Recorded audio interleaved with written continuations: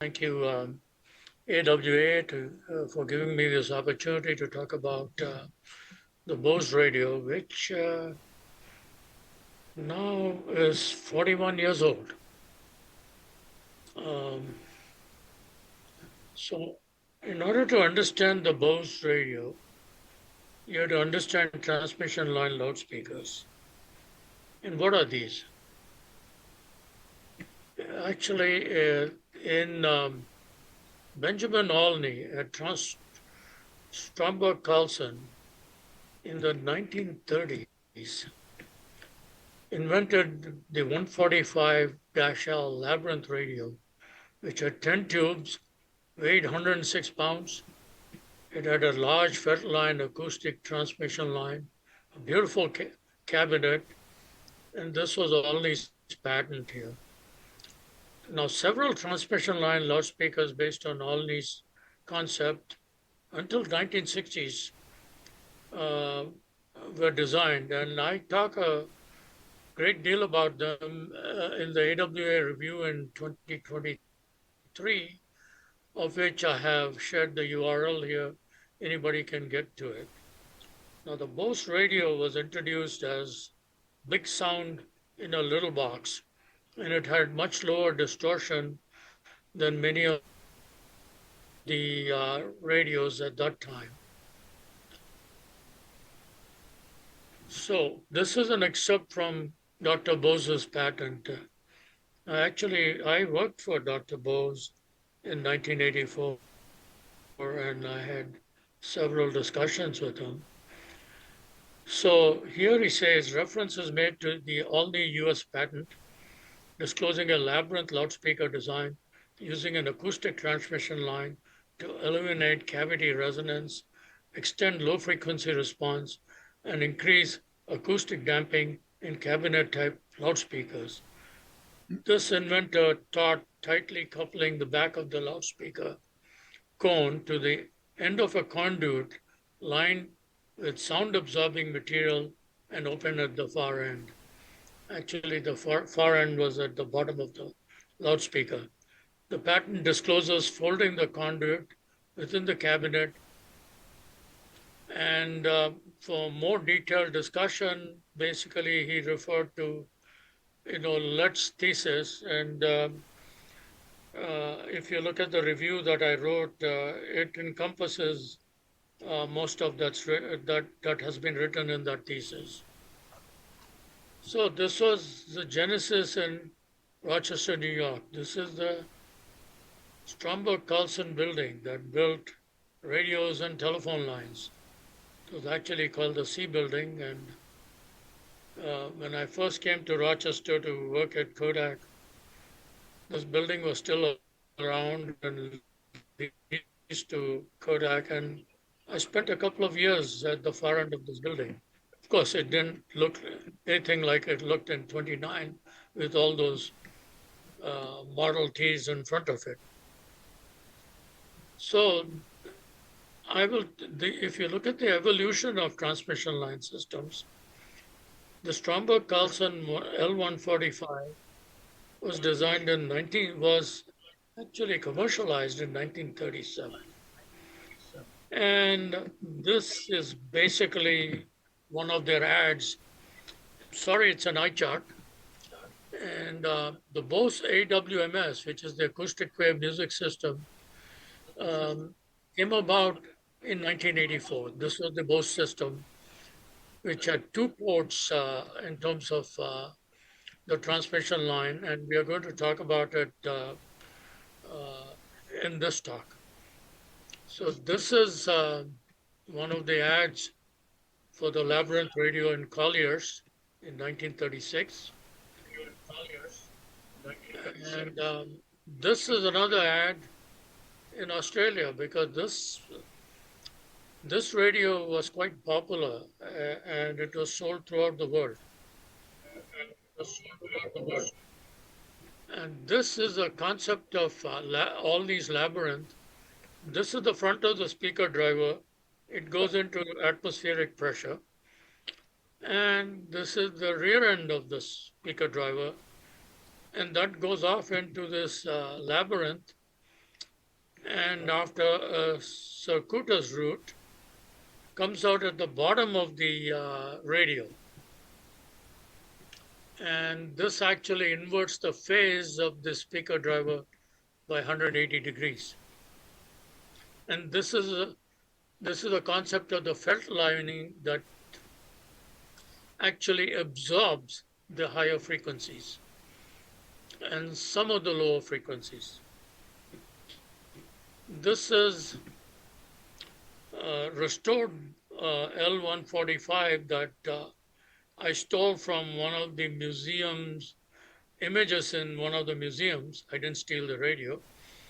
And it's a beautiful cabinet. And this is the back of the Olney radio where you can see the labyrinth. And this again, an eye chart, is the circuit diagram of this radio with all the valves and so on and so forth. And in those radios, electrodynamic speakers were used, and the magnet for the electrodynamic speaker was energized from the rectifier. So this is the specification of the 145L. It had about 10 tubes. It had, and it was a superhead with RF stages and so on and so forth. It had a bunch of tuned circuits. And if you look at the band frequencies, it had a long wave band at 145 to 360 kilohertz, a broadcast band A, police band, a shortwave band, and it used an AC power source 50 to 60 hertz, and it used all metal tubes, and it had a biresonator input circuit for the BC band, had an I tube for tuning, also had push-pull output stages and two IF gain stages. It was fairly sophisticated. This is the Labyrinth radio at the AWA Museum that was recently acquired by Lynn Bisha. And this is the Stromberg Carlson 1936 240 watt AM and shortwave radio console. So I'm going to repeat this slide again. Why are we talking about the AWMS and why was it designed? Let's look at the attributes of the both these radios. The Labyrinth radio, the energy was lost, had to be lost due to the fillers and linings to damp the high frequencies. Whereas in the AWMS, we reclaim that energy using standing waves. More about it later. The distortion in the Labyrinth transmission line radio was high due to excessive cone movement. Whereas in the AWMS, it was low. The cone moved into a high impedance followed by transformer gain. The tube gain in the Labyrinth radio was unity, and in the AWMS, the gain was very high, as we shall see. The size of the cavity was large in the Labyrinth radio because it was moving a lot of air at atmospheric pressure. Whereas in the AWMS radio, it was small, and the driver diameter in the Labyrinth transmission line radio was 10 inches versus 4.5 inches in the other radio.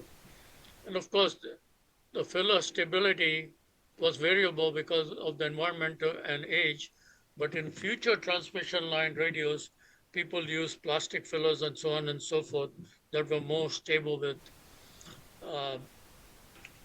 humidity and environmental factors. So, what exactly is a speaker driver? Basically, before we build a loudspeaker, we need a speaker driver, which is really a linear motor. Whereas you have a magnet, and which has pole pieces, and you have a voice coil that moves back and forth, and you have a diaphragm or cone which actually emanates the low frequencies, and you have a dust cap. Actually, because this is fairly large, it's only the low frequencies that are emanated by the dust cap, by the diaphragm, and higher frequencies are mostly emanated by the dust cap, and therefore we use tweeters in order to augment the higher frequencies. And driver parameters can be defined by what are called the Thiel small parameters. I won't go into the gory details of these, where you have Re, which is the DC resistance, and you have the self-inductance of the voice coil, and this is the force factor, and this is the mass of the diagram. And for those of you who are interested more in these definitions, you could go to the AWA review of 2023. And so here is an impedance model of a speaker driver. You have R sub B, which is the resistance. EG is the driving voltage. And then there are two inductors here in parallel. One inductor that is a variable inductor with frequency in parallel with a static inductor.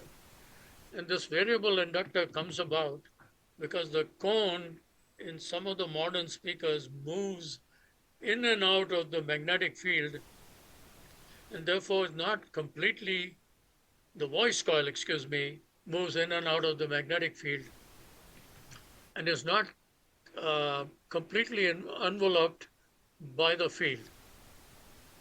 And this is the back EMF. This is really a motor, because when the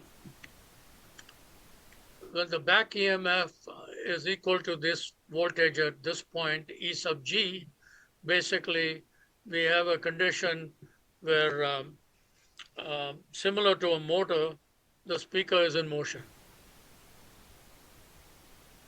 So let's take a look at distortion in the driver and how do we mitigate it. The Labyrinth system used electrodynamic speaker drivers. It has lower distortion as the magnetic field is enveloped by the voice coil almost completely. Modern speaker drivers are smaller and flatter. L E sub 1 omega changes with voice coil movement. And if the frequency is high, omega is the radiant frequency, and you get distortion that is basically a function of the frequency.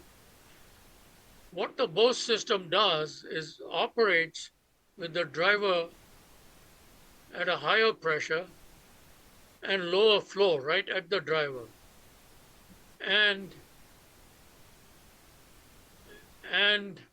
at the acoustic ports, a high flow rate that goes into atmospheric pressure, because the ports go out into the atmosphere. In the next few slides, I'll explain these concepts using electrical and acoustic analogies.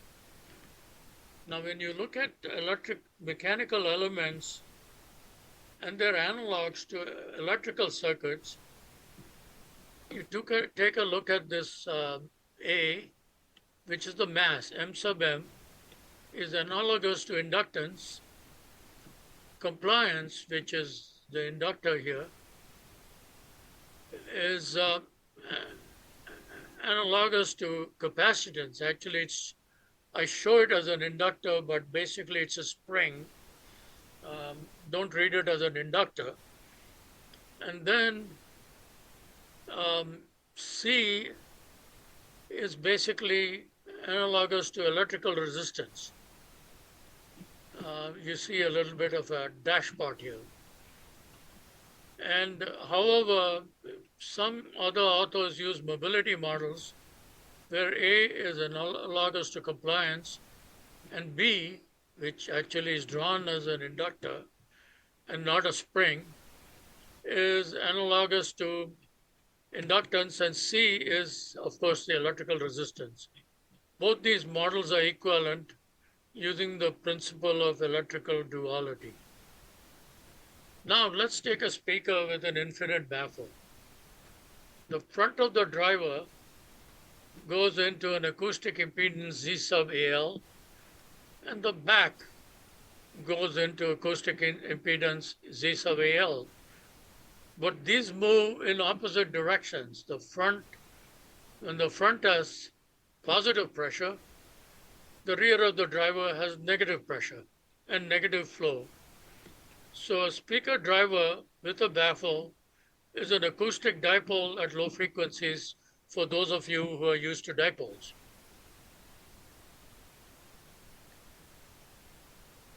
So what do we need? Because we are operating at a high pressure and we want to go into atmospheric pressure, we need a transformer.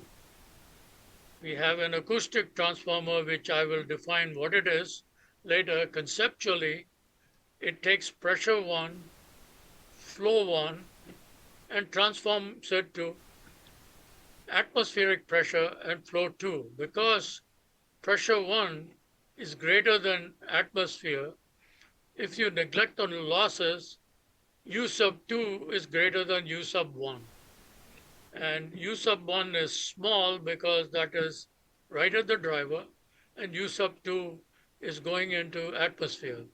Similarly, the back of the driver has minus P sub 1 and minus U sub 1, but there's an inversion here in this transformer, and it goes to the atmospheric pressure and U sub 2. And if you add both these together, you augment the sound pressure level. So in the labyrinth system, the transformer has a gain of 1, and the Bose system operates at greater than unity gain, which we shall see in the next few slides. So let's look at the fundamentals, where I liken transmission lines in the electrical domain to transmission lines in the acoustic domain. All of these things are governed by the Helmholtz equation, which, we don't have to go into details here, but this is written down here. Z is distance and P is the pressure and K is a constant. So let's look at EM waveguides and acoustic transmission lines. If you take the speed of sound in an acoustic tube, it's 342 meters per second. So 100 hertz corresponds to a wavelength of 3.42 meters.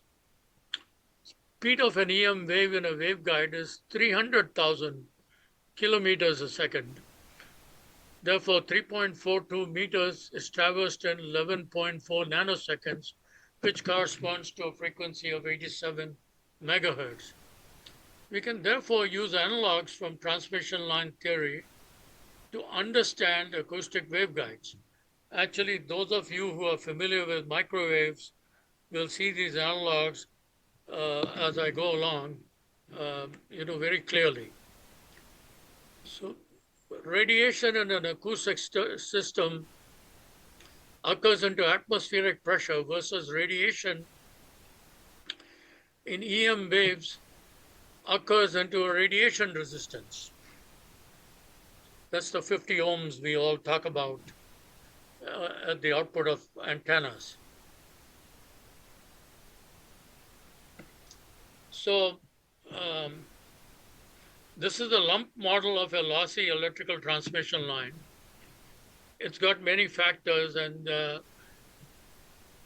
in an element delta Z, you have a resistance, you have inductance, and you have this conductance that is shorting the capacitance, but it turns out in acoustic systems, this conductance, this term is absent, as we shall see. And these are the constituent equations of this transmission line. And gamma really is the loss factor. And so if you look at an acoustic transmission line with a piston, you have two waves. You have a forward wave and a backward wave, just like a transmission line. And rho sub 0 is the air density. Now, if you look at the analogs, you have MAA delta Z is the acoustical mass per unit length. The capacitance is CAA delta Z, and CAA is the acoustic compliance because we are using the impedance models per unit length, and the resistance is RAA delta Z, where RAA is the acoustic resistance per unit length. G delta Z is 0 because there is no acoustic conductance. Symbol P is the pressure, and U is the velocity, which is basically U is the flow, and which is the velocity of air U multiplied by the area of the tube. So whenever I talk about large U, it is the flow. So let's look at the low frequency response of a driver.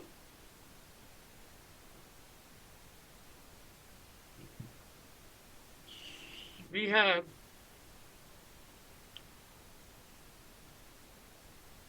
ZIN is the input impedance, U sub 0 is the flow at Z equal to 0, and P sub 0 is the pressure. And this is the transmission line that has length L and area large S sub T. And the output of that, you have pressure at L, and you have the flow at L.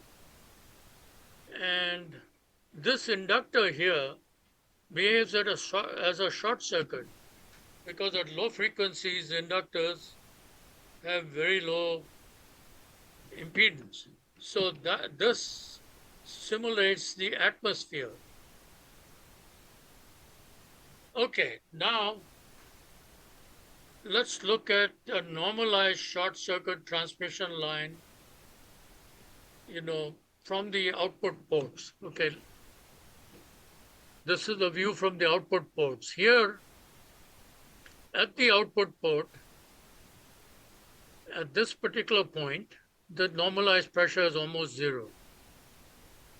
And at lambda by 4, the normalized pressure is 1.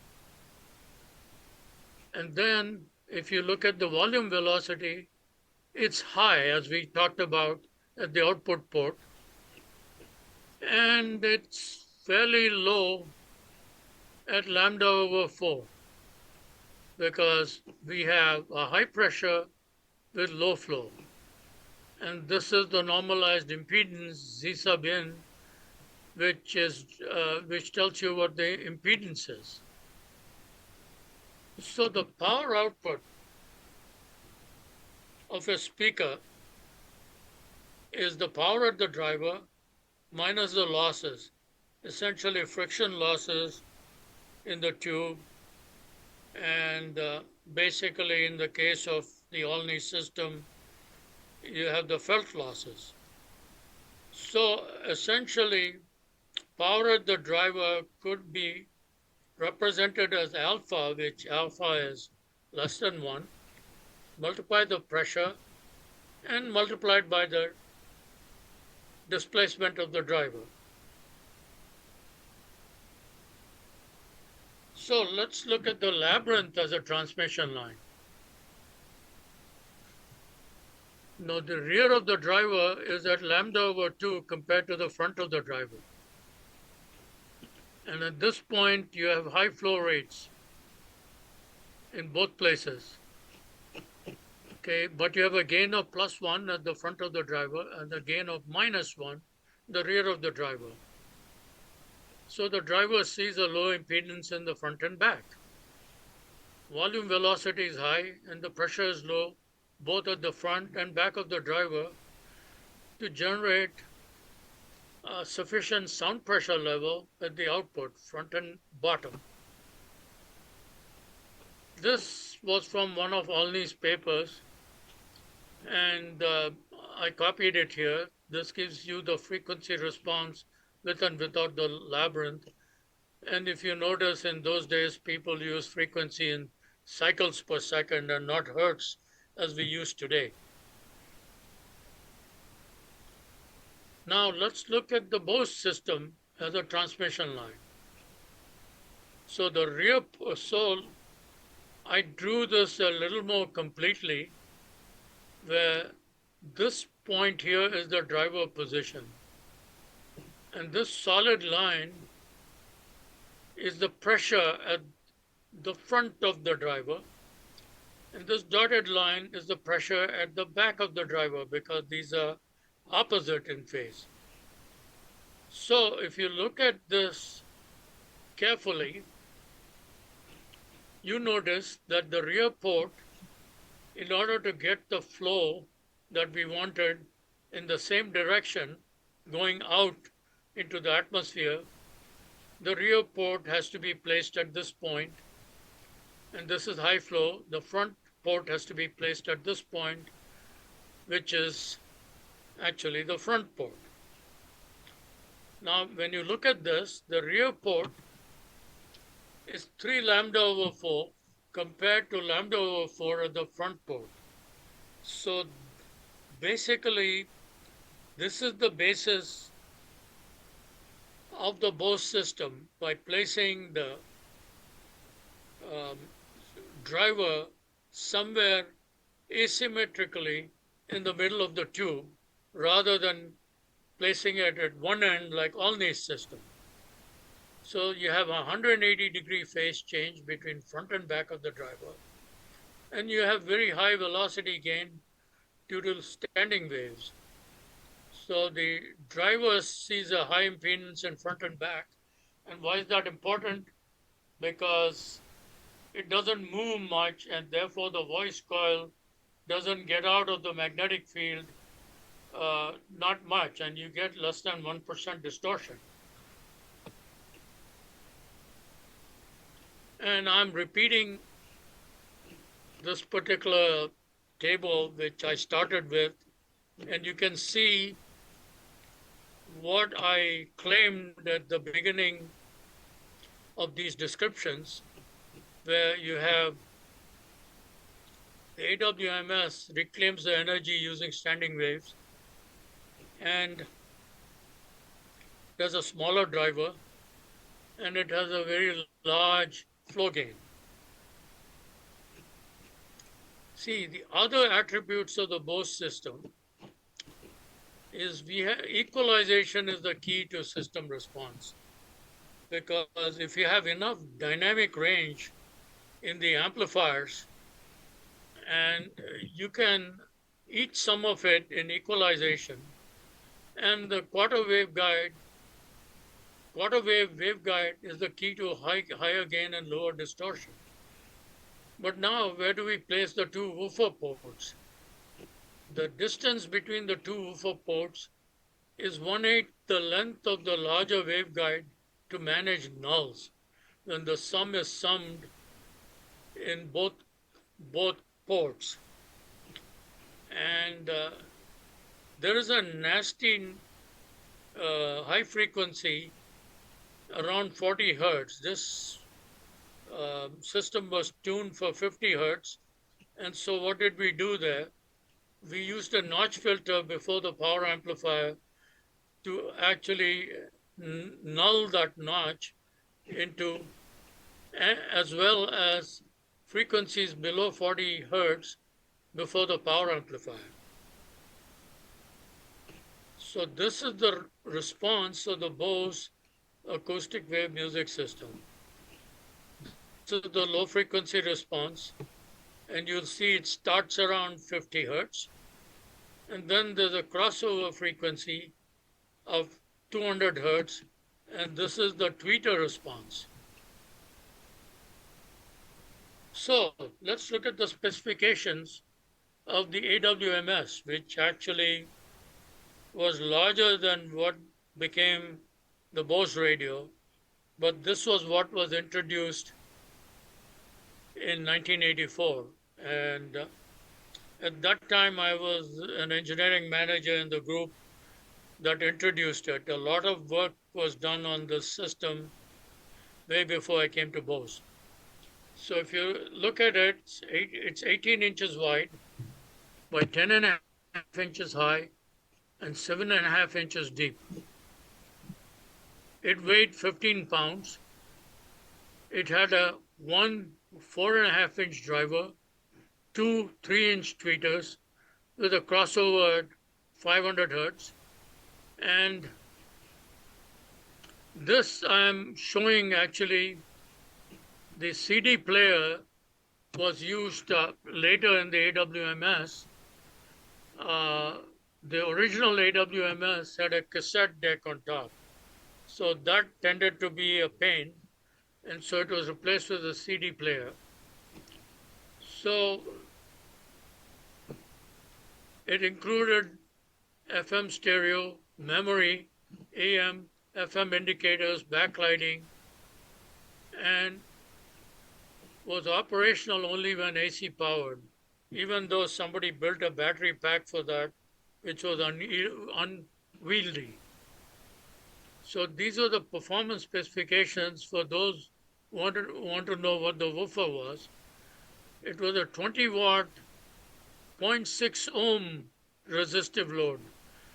This driver was designed at Bose to have a lower frequency. It was originally designed to go into car radios, because in order to get a lot of power in car radios, you needed a low frequency, because V square over R, roughly is the power that comes out of it.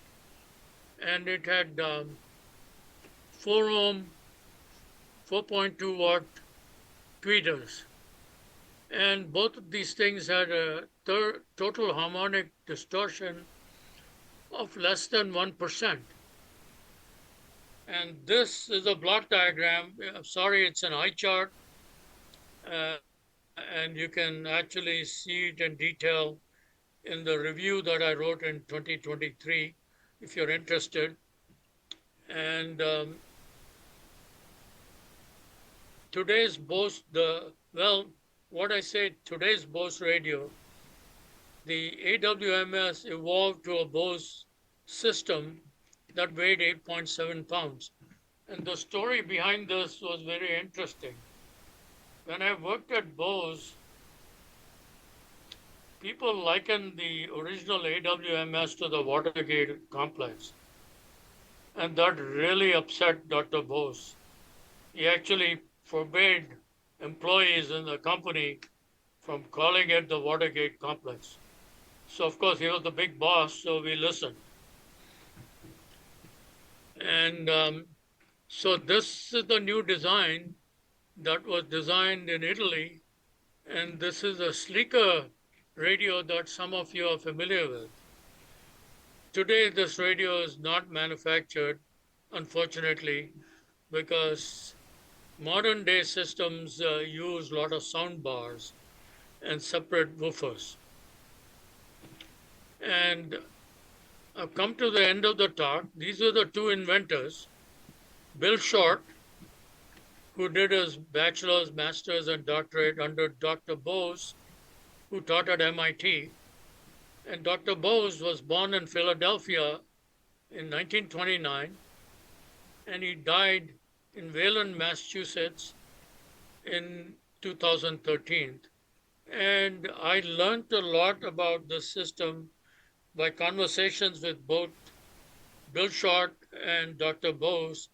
And I'm fortunate to have worked there and have known this giant in acoustics, Amar Bose.